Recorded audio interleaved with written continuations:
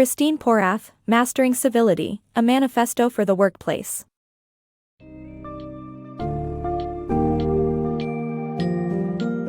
In an increasingly fast-paced and remote world, rudeness and incivility have become rampant in the workplace, affecting employee morale, performance, and relationships. Mastering Civility, a Manifesto for the Workplace, by Christine Porath explores the various forms and implications of workplace incivility and provides actionable solutions to foster a respectful and harmonious environment. By understanding the trends that contribute to rudeness, recognizing signs and behavior patterns along with the psychological and financial impacts of incivility, both individuals and organizations can strive towards fostering a respectful and productive work environment.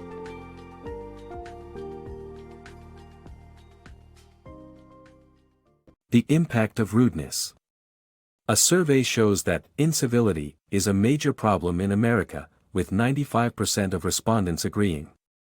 Workplace incivility comes in the form of making calls or texting during meetings, yelling at employees, belittling or heckling subordinates, taking credit for someone else's work or ideas, and undermining other people's efforts.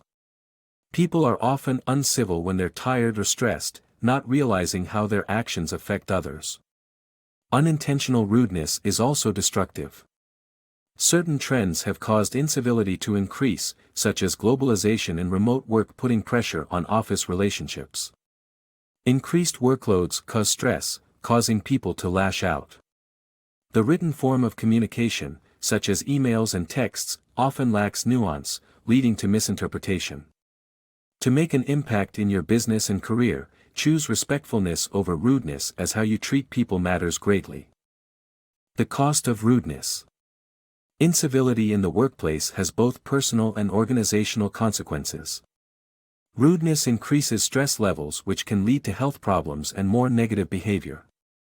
It also affects concentration, creativity, decision-making, and information recall. Even a single incident of low-intensity rudeness lowers a person's cognitive abilities. Workplace relationship problems result in lost productivity, absenteeism, and turnover, causing managers to spend 13% of their time resolving them. Rudeness makes people less willing to offer or accept feedback and reduces their helpfulness and information sharing. Victims of rudeness can experience negative or aggressive thoughts, unaware of their association with the incident. Genuine appreciation, however, can uplift, energize, and encourage good behavior. The power of civility. Behaving politely towards others conveys respect and regard. This lifts people up. Civility helps people succeed as it increases productivity, motivation, and teamwork. When leaders treat employees respectfully, their status and employees' motivation increases. Civility spreads just as pervasively as incivility since people reciprocate behavior. Break the cycle of rudeness with positive or polite interaction to reinforce civility. Remember that attitude, mindset, and willfulness make all the difference. The Civil Behavior Test. Are you a polite and respectful person?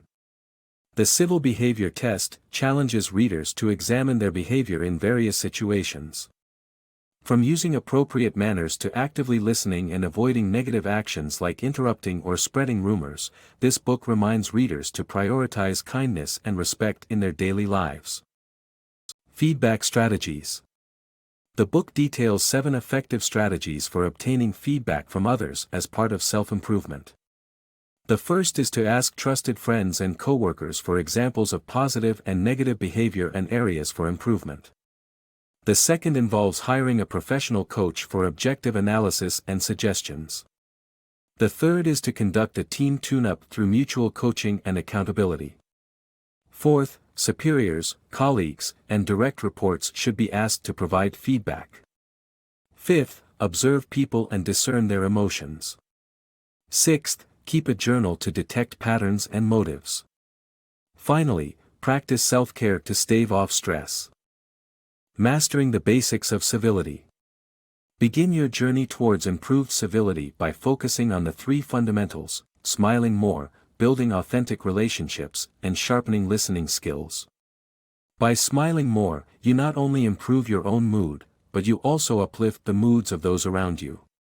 Building authentic relationships with staff members encourages a deeper sense of connection and acknowledgement of their efforts. Sharpening your listening skills involves getting rid of distractions, focusing your attention, making eye contact, and asking questions. Biases are innate and shape our actions on autopilot, which can lead to unfair workplace practices. Eliminate unconscious biases by incorporating impartial and diverse processes into decision-making. Educate others about the negative impact of unconscious bias in the workplace. Mastering these basics will enhance civility in your organization and positively impact the overall work culture. Fostering respectful work environment. Adopt a culture of giving to promote a respectful work environment. By sharing resources, recognition, gratitude, feedback, and purpose, a collaborative and affirming atmosphere can be achieved.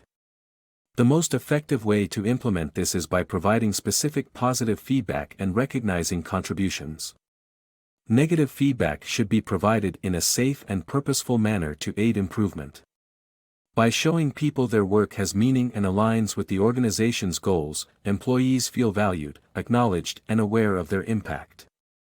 Creating a culture of giving will increase respect, civility, and collaboration in the workplace. Email etiquette. In his book, the author narrates how a CEO's angry email cost his company $300 million. He emphasizes the importance of email etiquette, including self-control, respect, valuing recipients' time, and clear subject lines. The author advises against sending emails when angry or upset, including those who don't need to be copied, and delivering conversations best suited to face-to-face or calls. Email tone requires professionalism, proper grammar, punctuation, and spelling, and omitting humor and sarcasm. The lessons learned center around the importance of controlling emotions, writing clearly, and respecting the recipient's perspective. The importance of hiring for attitude. The way a candidate behaves is an essential factor while recruiting, and this impacts the workplace. For instance, UCLA basketball coach John Wooden rescinded a scholarship offer because of a potential recruit's disrespectful attitude towards his mother. Wooden realized that a candidate's attitude towards others could corrupt the team's values. Recruiters must observe a candidate's behavior during interviews, ask about their past behavior, and follow up on their interactions with former employers. By doing so, a recruiter can examine a candidate's behavior during stressful situations and determine their emotional intelligence quotient. Civility in the workplace. A California law firm, Bryan Cave, has established a 10-point code of civility that emphasizes the importance of treating each other with respect and acknowledgement.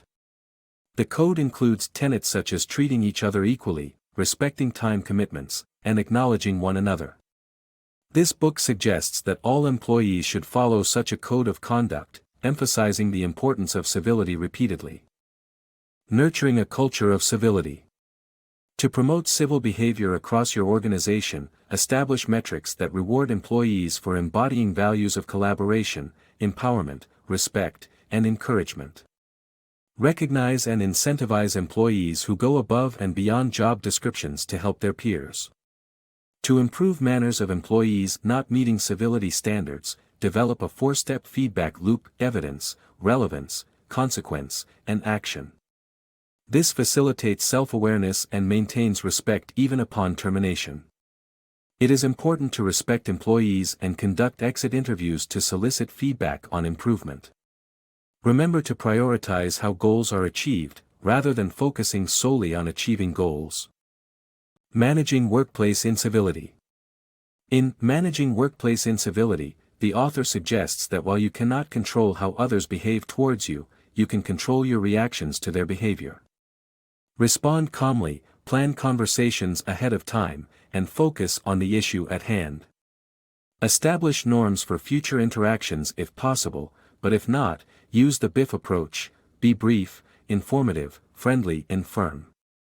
The author advises building a strong sense of thriving by finding purpose in work and outside activities, seeking the guidance of mentors, and cultivating positive relationships in all areas of your life. With these strategies, you can effectively manage incivility in the workplace.